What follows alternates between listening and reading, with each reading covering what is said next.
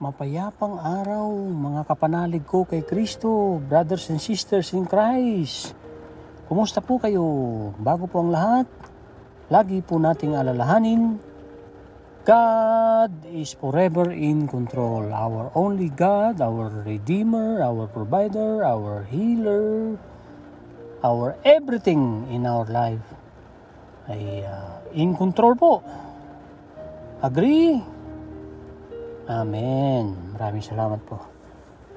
Magdasal na po kaagad tayo ng Holy Spirit na na-skip po natin na kahapon sa episode 12, mga kapanalig, ang Holy Spirit. Itaas po ang mga kamay para sa pagtulong natin sa ating mind, sa ating brain na dramatically affects our success conscious. Pag tayo ay positibo, umaaksyon sa positibong paraan at nakaka-apekto ito pagka negatibong aksyon, na-apektuhan ang ating isip, ang ating brain na bigay ng Panginoon. Okay? Holy Spirit, I accept your invitation to love your words, to embrace your words, and to walk in total obedience to your words. In Jesus' name. Amen. Papuri sa Panginoon. Salamat po sa active participation po ninyo. Tanong, mga kapanalig, brothers and sisters in Christ. Ano po ang take home ninyo sa episode 11 and episode 12? Episode 11, ang pamagat po, ang aking espiritu ay pumupuno sa iyo ng kagalakan at kapayapaan. Nagagalak na po ba tayo dahil alam na natin, mapayapa na ba ang ating isipan, ang ating kalooban dahil alam nating pinupuno ito ng ating Panginoong Hesus. Wala siyang hinangad kundi mapabuti tayo. Tayong mga tupa niya at kilalanin natin ang ating nag-iisang pastol. He prepared a table before us in the presence of our enemies. Our cup runs over. Umaapaw ang ating baso, ang ating blessings na galing lang sa Kanya. Pati healings na hinahangad natin, anuman ang pinagdadaanan natin, ay sumisibol ito na pumuputok, sumasambulat ng pasulong, hindi po patras. At ang sabi niya lang sa episode 11, trust me, ng taos puso, magtiwala ka taos puso, para mapayagan mo ang aking espiritu, para mapunuan ng kagalakan at kapayapaan. Amen. Ano naman po ang inyong take home sa episode 12, which is pagtibayin ang tiwala mo sa akin. Tayo na ba ay nagtitiwala? Tayo na ba ay nag-a-affirm? Ina-affirm na po ba natin? Ibig sabihin, pinagtitibay na po ba natin ang tiwala natin? Nababawasan o nawawala na ba ang takot? Ang takot na kabaliktaran ay pananampalataya. Pag nananampalataya sa Panginoon, na sinasabi niyang magtiwala ka lang sa akin, anak, at affirm your trust, pagtibayin mo ang tiwala mo sa akin, ay law of increasing return po yan. So, nag-i-increase po yan. Lahat ng mga ginagamit natin ay nag-i-increase. Lahat ng mga hindi ginagamit ay nagdi-decrease, humihina, or mawawala. Walang kondemnasyon sa kanyang kaharian, sa kaharian ni Lord. Sa mga taong nabibilang sa kanyang kaharian. Kaya inulit niya ulit, magtiwala ka sa akin at huwag nang matakot. Patatagin ng espiritu, sabi ng desiderata. Desiderata means desire of things. Max Ehrmann, isinalin ni Benilda S. Santos, 1927, poem sinalin sa halos lahat ng lingwahe sa buong mundo. 97 years old na poem. So, mayroon pong YouTube niyan, Tagalog, na nakita ko, pinakinggan ko ng mahigit isang buwan na dire-diretso para manood. Kasi repetition is the mother of skills. Na salin ni Charo Santos Concio at ni Benilda S. Santos desiderata, which is desire of things. Ang ating Panginoon, sabi niya sa episode 12, ay ang ating kalakasan, ang ating kanta, at ang ating kaligtasan. Papuri sa Panginoon, nililigtas tayo ng Panginoon, gusto niya tayong makapiling sa kanyang kaharian. Gawin lang natin ang ating party, which is natural part, magtiwala ng magtiwala. Isuko ang lahat sa kanya. Ang pagtitiwala ay pagsuko, pag-submit, pagiging humble sa Panginoon, na talagang inaamin natin kailangan natin siya, na ang free will na ibinigay niya, kung siya ang pipiliin natin, magkakaroon tayo ng buhay masagana at pagpapalain tayo, na susulat yan sa Deuteronomy chapter 30 verse 19. Ang Deuteronomy po ay pangalawang pagsasalin ng batas sa tulong ni Mambabatas Moses. Episode 13 po tayo. Panoorin mo para makita mo kung ano ang gagawin ko. Ulitin po natin sabay-sabay ang episode 13, August 23, sa libro ni Sarah Young, Enjoying Peace in His Presence, Jesus Calling. Panoorin mo para makita mo kung ano ang gagawin ko. Nasa Genesis chapter 37 verse 3 hanggang 4. Uminom muna ako sandalit ng tubig. Excuse me po. Basahin na po kaagad natin ang nauna po, Exodus chapter 33 verse 14. It says, "And he said, my presence will go with you, and I will give you rest." Anong pinangako ng Panginoon? Ang kanyang presensya ay mapapa sa atin at bibigyan niya tayo ng kapahingaan. Papuri sa Panginoon po. Pangalawa ay nasa Genesis 37 verse 3-4. 37 verse 3 and 4 sa Genesis. Ang Genesis po ay the beginning. Diyan po nagsisimula ang lahat. Sinimula ng Panginoon gawin ng universe at gawin tayo mga tao, at saka nag-rest siya ng 1 day after magtrabaho ng 6 days. Kaya ang Panginoon ay nagpapahinga din. Kaya kailangan magpahinga din tayo. Ang pahinga ay dapat yung totally rest. Nagpapahinga ka nga, pero iniisip mo naman pa yung trabaho, yung ginawa sa'yo ng boss mong binulyawan ka, hindi mo mapatawad, natingin mo napahiya ka. Hindi ka masasaktan kung hindi mo pahihintulutan. No one will hurt me unless I gave permission, sabi ni Mahatma Gandhi. Shout out sa aking Kuya Robby na napakasipag na mag-comment, magpasa, mag-like, at talagang hindi na nanonood ng mga negative news dahil talagang pagka talagang in-embrace mo ng spirituality, mahinang-mahina na yung bad spirit, malakas na ang good spirit, hindi mo na babalikan ng nakaramo. Siyempre, sa pagsusumikap natin, hindi po automatic, kundi sa ating parte, nasa Diyos ang awa, nasa tao ang gawa. Genesis 37 verse 3 and 4, it says, "Now Israel loved Joseph." Si Israel ay si Jacob po yan. Si Joseph ay pang-11 anak niya.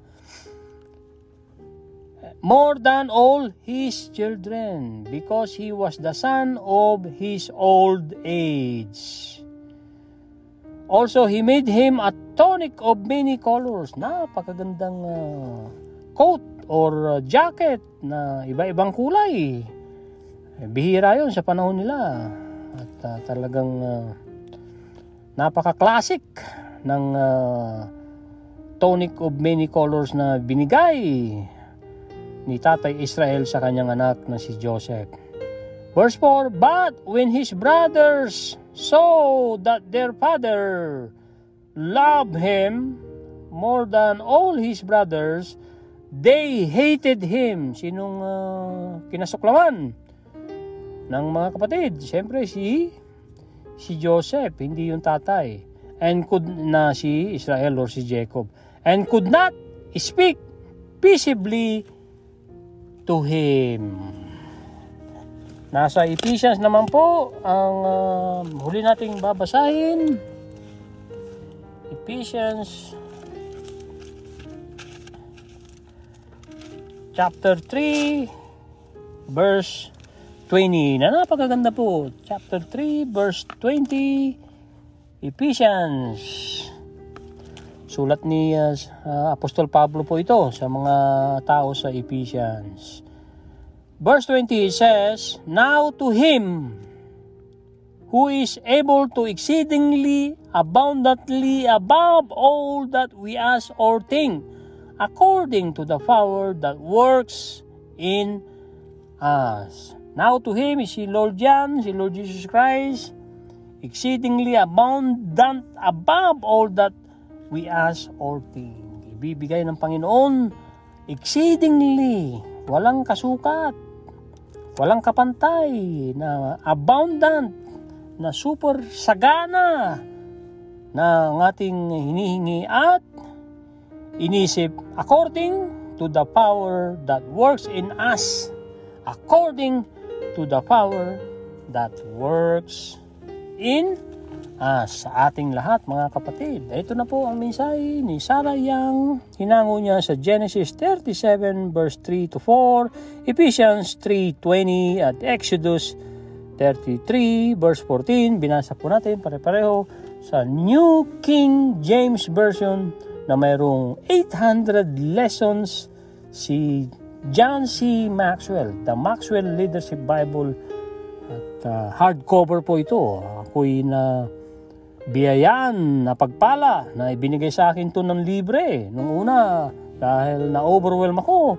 Ang kapal, 1,600 pages. Opo, 1,600 pages. Ang kapal. After 2 years, saka ko nabasa. Nung nabuklat ko, wow, ginto pala. Na hindi ko kagad pinansin.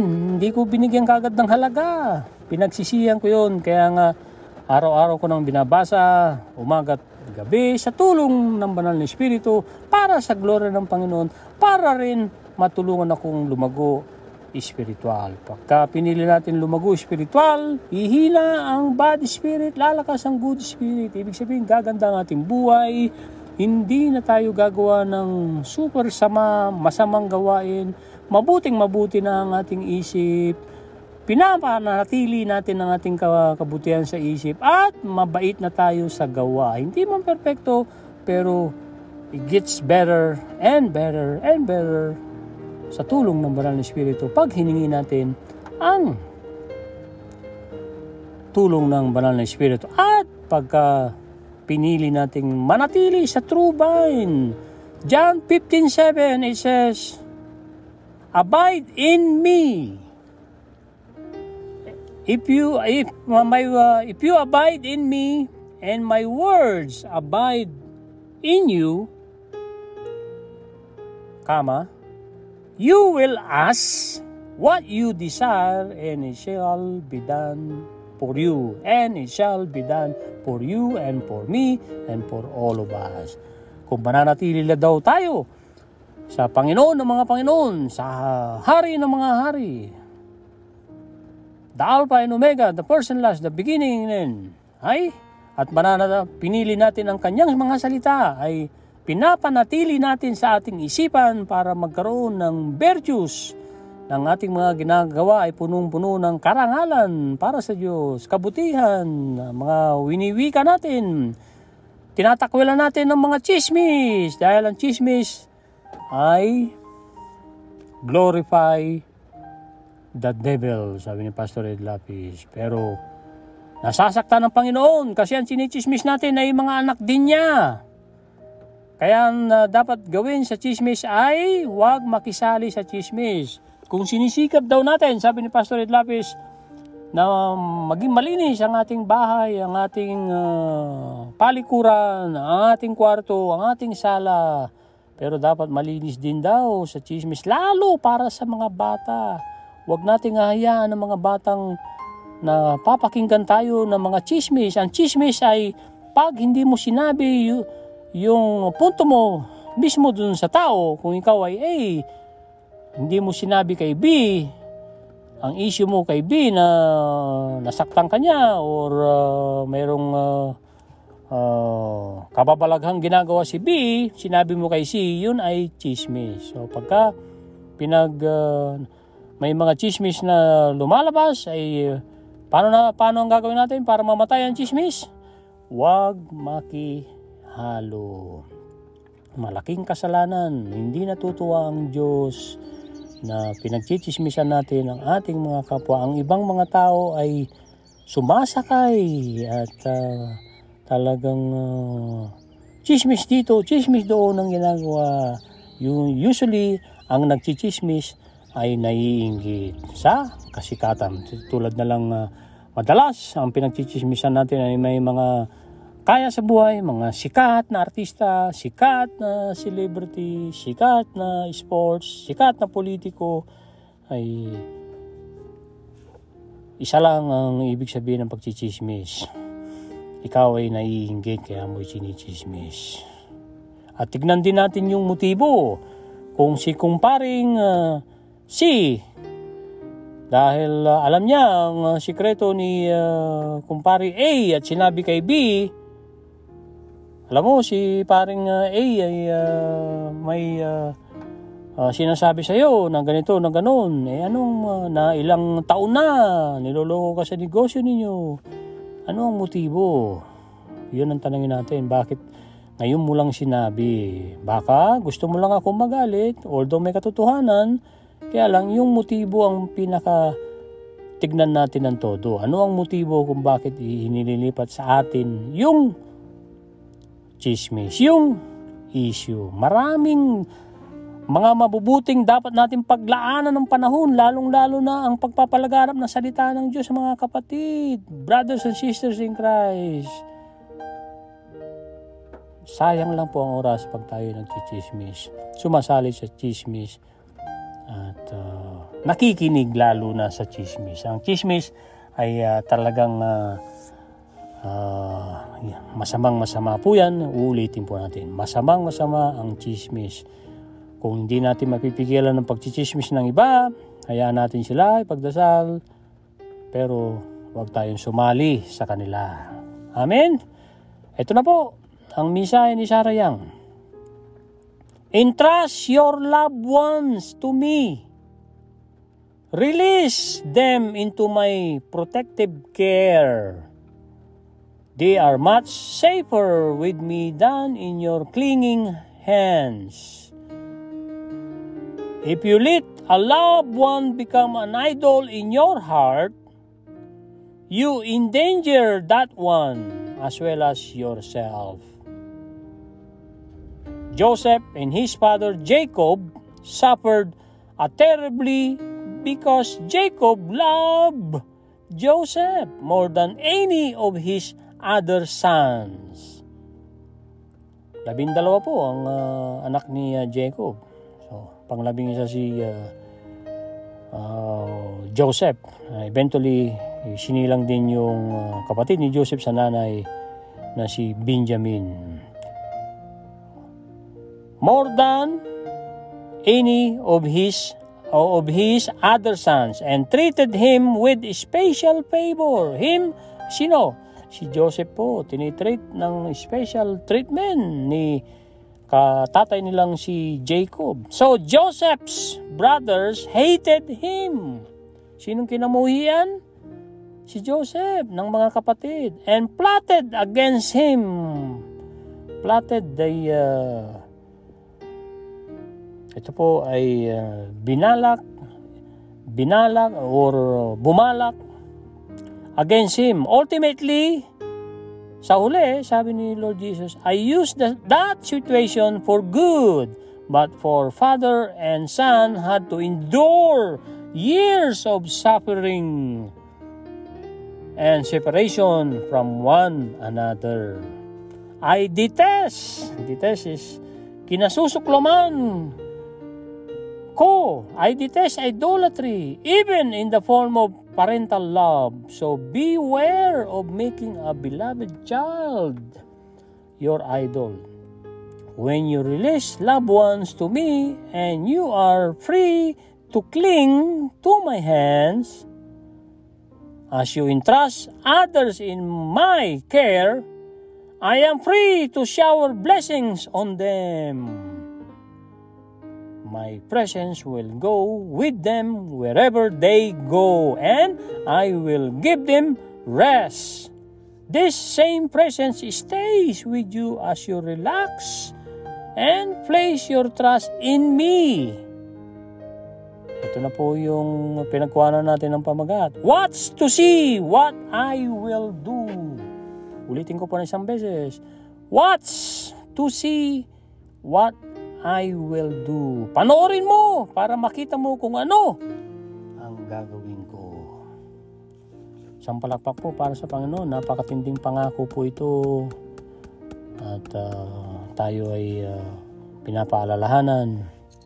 Natanggalin natin ng idolatry.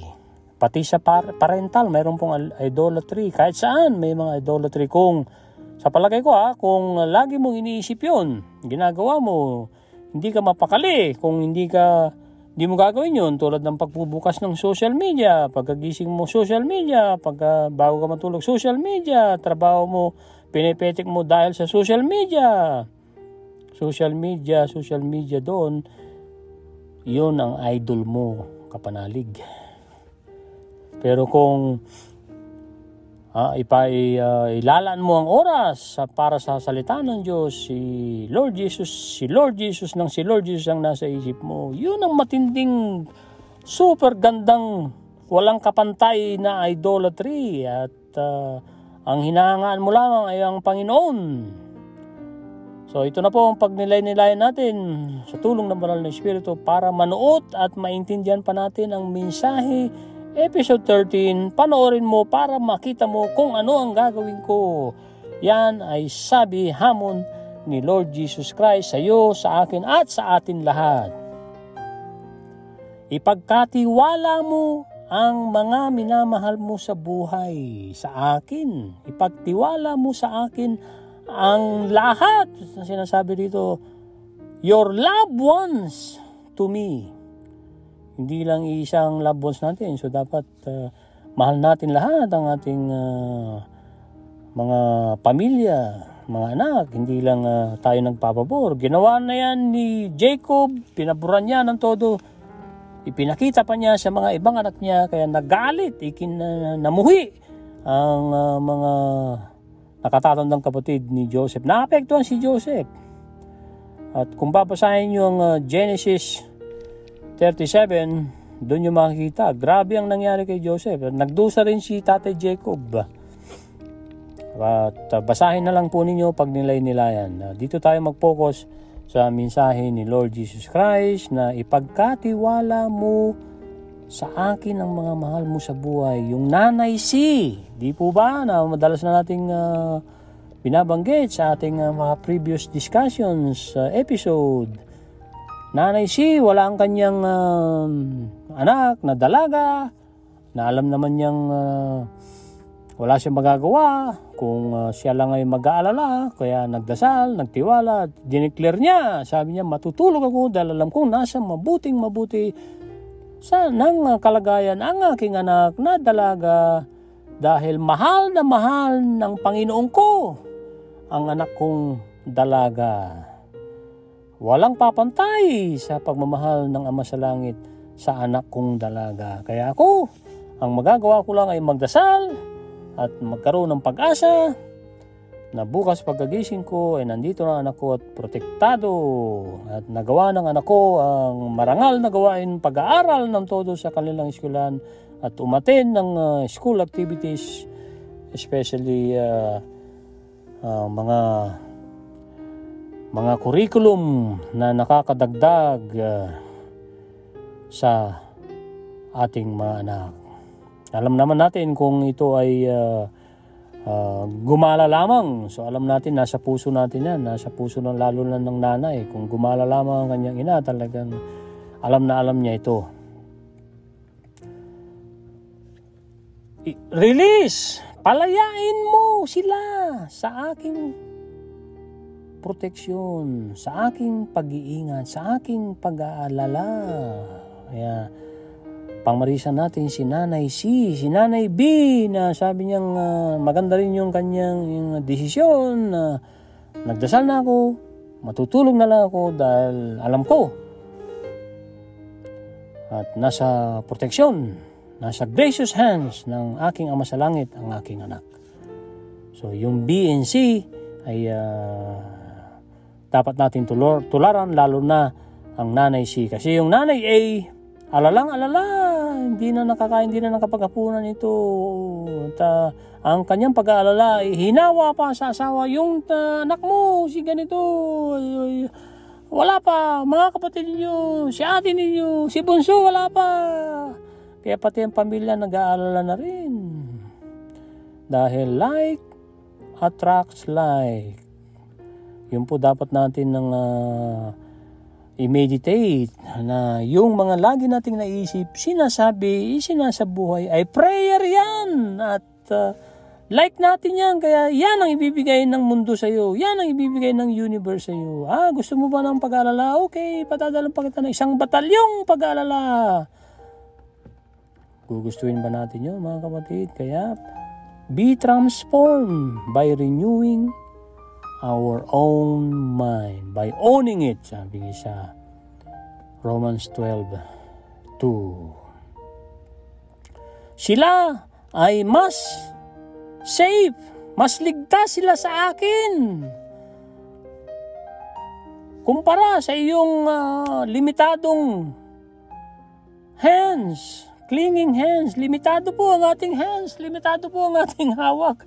At very limited po yan. Pero ang ating Panginoon, ang kanyang very gracious hands ay walang kapantay. Nasa mabuti tayong mga kalagayan, lalo na pag isinuko natin ang ating mga mahal sa buhay.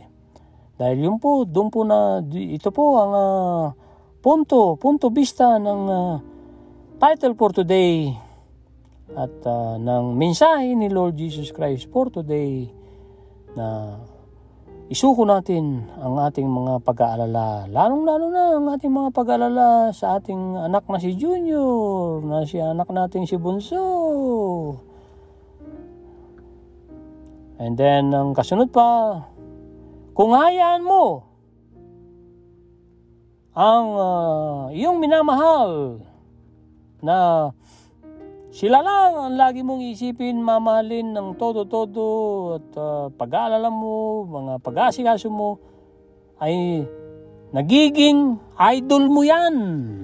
Katulad ni Tatay Jacob sa Genesis na binasa natin 37, na hindi niya na napansin, hindi niya na napagtunan ng pagmamahal, ng asikaso ang kanyang ibang mga anak, although adults na lahat ang halos ng kanyang mga naunang 10 anak ay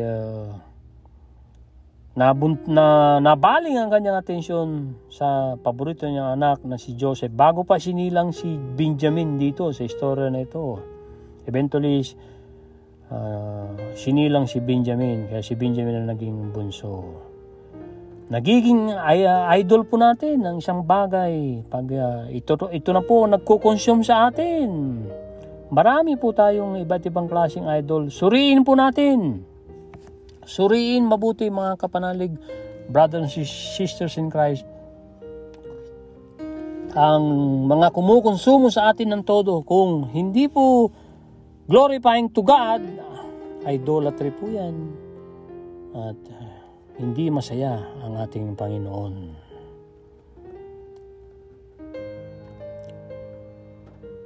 Ito pa idolatry, they become idol sa ating puso. At ito ay naglalagay ng panganib sa ating paboritong anak, paboritong kapatid, paboritong pinsan or kamag-anak. Nagbibigay ng panganib doon sa taong paborito natin. At sa'yo, sabi ni Lord Jesus. Ito pa, si Jose at ang kanyang tatay na si Jacob ay nagdusa ng todo-todo. Suffered terribly. Ang ibig sabihin talagang walang kapantay na pagdurusa.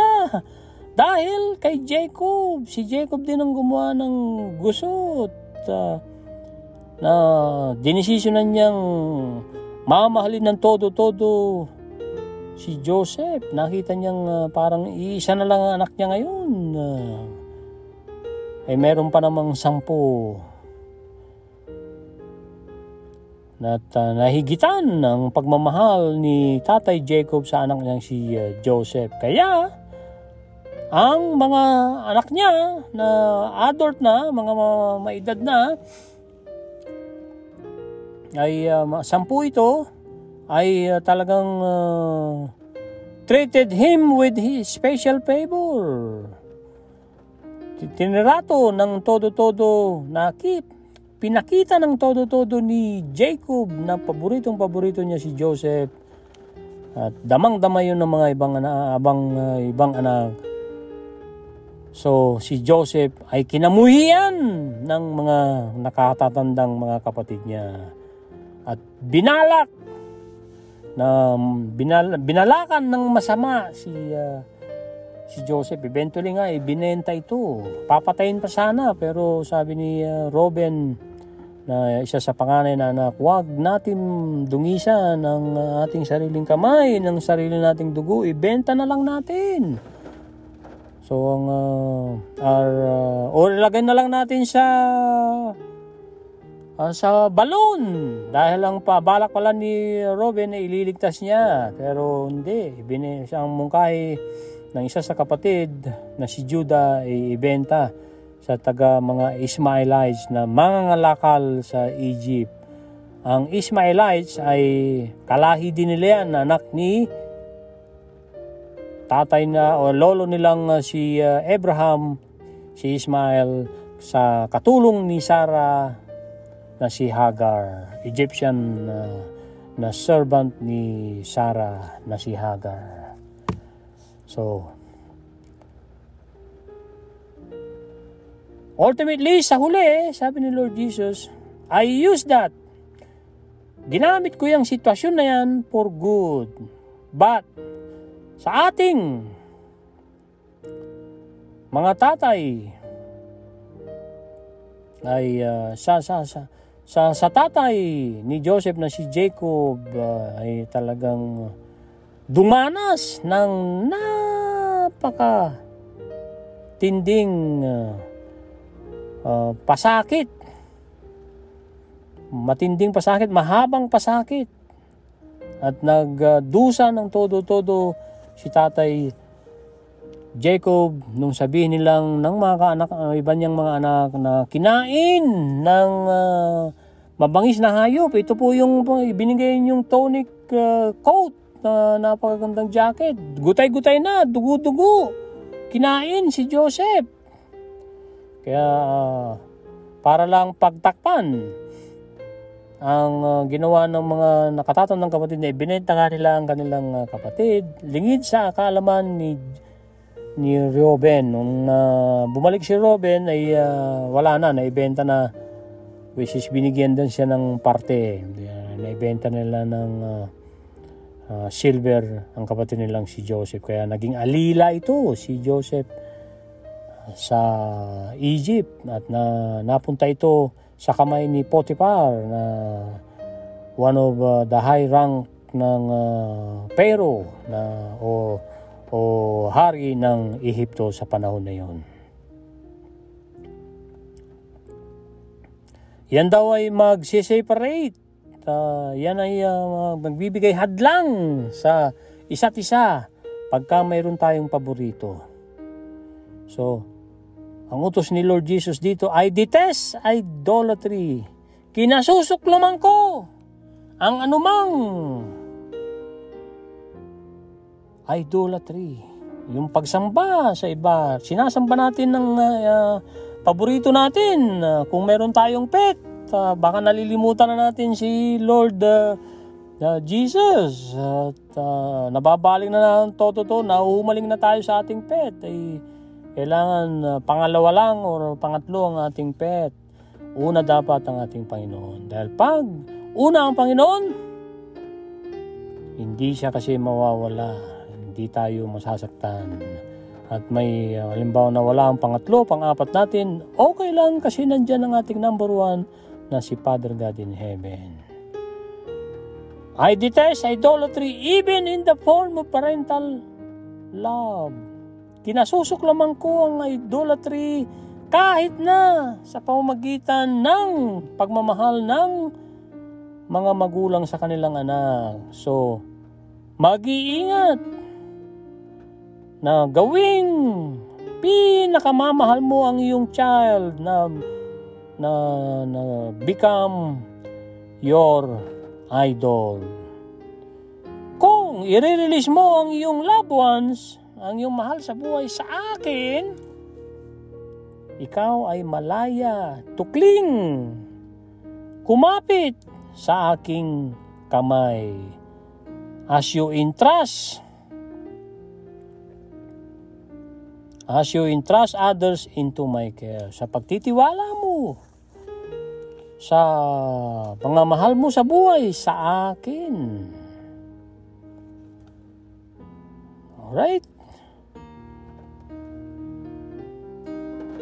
Ngayon, ikaw ay malaya at ako ay malaya din na para i-bless, para bigyan ng shower of blessings, blessings upon blessings ang sinasabi ni Lord Jesus Christ dito sa iyong mga mahal sa buhay, pati sa iyo, sa atin lahat. Ang aking presensya, sabi ni Lord Jesus dito, will go with them whenever they go. Ang aking presensya ay nasa kanila, sa iyong mga mahal sa buhay, kahit saan sila magpunta. At bibigyan ko sila ng kapahingaan, which is the best na gift ng ating Panginoon. Kung gagawin lang natin ang ating parte na magtitiwala sa Panginoon, isosurrender natin ang lahat, pati ang alalahanin natin sa ating trabaho, sa ating negosyo. Kung tinamaan ang ating bansa ng ekonomiya, ay hindi magkakaroon ng kailanman na economic crisis ang ating Ama sa Langit. Yes, mayroong economic crisis sa bansa, sa lugar, sa kumpanya, pero huwag kang matakot. Bibigyan kita ng kapayapaan, sabi ni Lord Jesus. Kayong lahat, yung mga mahal mo sa buhay, pati ikaw, bibigyan ko ng kapayapaan. Itong presensya na ito ay mananatili sa iyo at sa iyong mga mahal sa buhay until you relax. As you relax, pag ikaw ay relax, ay ibig sabihin po yan, nagtitiwala ng todo, walang alalahanin. Yes, walang alalahanin pag tayo ay totally relax. Minsan, nagre-relax tayo kunwari, pero ang ating isip ay tumatakbo kung saan na hindi natin nakokontrol. As you relax and place, at ilagay mo ang pagtitiwala mo sa akin. Yun ang hamon ni Lord Jesus Christ sa atin. The same presence stays with you as you relax and place your trust in me. Watch to see what will I do. Itong aking presensya ay mananatili sa iyo at ikaw ay mananatiling nakarelax nang walang alalahanin. Ang ibig sabihin dyan, at nilagay mo ang tiwala mo sa akin. Yun ang parte natin. Inilalagay natin ang ating tiwala sa ating Panginoon. Kung kulang yan or hindi po tayo nagtitiwala ng todo sa Panginoon, panahon na Huwag na tayo mag-procrastinate. Procrastination is the destroyer of our dream. Magtiwala tayo, manalig tayo sa Panginoon, at tignan natin ang gagawin niya. At marami siyang pwedeng gawin, mga bago. Sinabi na po yan sa Isaiah na madalas natin binabanggit, 43 verse 18 hanggang 19. Huwag mo nang balikan ang kahapon ng mga luma. Tignan mo ko gumagawa ng bago. Kaya kong gumawa ng mga ilog. Yes, mga ilog. Napakaraming ilog sa disyerto. At napakagandang daan sa kagubatan. At iba pang mga kaya niyang gawin dahil lahat ay pwede niyang gawin. Walang makakapigil pag gusto niyang gawin at wala rin makakapilit sa kanya kung ayaw niyang gawin. Kung ayaw gawin ng Panginoon, hindi natin mapipilit. Kung mayroon siyang gustong gawin, ibibless tayo, ibibless ang ating kapwa, hindi rin natin mapipigilan. Kaya nga, magtiwala tayo. Yes, magtiwala tayo ng lubos-lubos sa Panginoon. Ang ating enerhiya lamang, ating lakas ay very limited yan kung ilalaan lang natin sa ating Panginoon na si Lord Jesus Christ. Tanggalin na natin at bawasan or totally eliminate. Tanggalin ang mga bagay na nagkukonsumo sa ating oras at mga lakas, ating kaperahan na napupunta sa gustong-gusto nating bilhin, materials man, kung nangungulekta tayo ng sapatos, ng bag, jacket, o anumang mga koleksyon na nilalagay mo lamang sa iyong cabinet na hindi naman na isusuot, ay idolatry po yan. Ang mga bagay na hindi natin nakukontrol ay bahagi din yan ng idolatry. So, mas maigi na makontrol natin ang pagtitiwala sa Panginoon, dagdagan natin araw-araw sa tulong ng Banal na Espiritu, dahil yun naman talaga ang ating kailangan, yun ang ating parte na magtiwala tayo sa Panginoon. Amen? Isang masigabong palakpakan sa ating Panginoong Jesus. Maraming salamat sa inyong pakikinig sa episode 13. Panoorin mo para makita mo kung ano ang gagawin ko sa libro ni Sarah Young, August 23, episode 13. Maraming salamat sa pag-comment, sa panunood ninyo, pakikinig, pagsasabuhay. Pinagdarasal ko po na may sabuhay ninyo, na inunods nyo mga salita na alam nating makakatulong sa atin. At ibahagi ninyo ang mga bagay na yan. Kung sinabuhay na ninyo at nagkaroon ng resulta, ibahagi po ninyo. Tinawag tayo magbahagi. The law of giving and the law of receiving. Papuri sa Panginoon. Tandaan natin, God is forever in control. Umuulan po rito sa aming lugar. Maririnig nyo sa background. God bless. Bye now.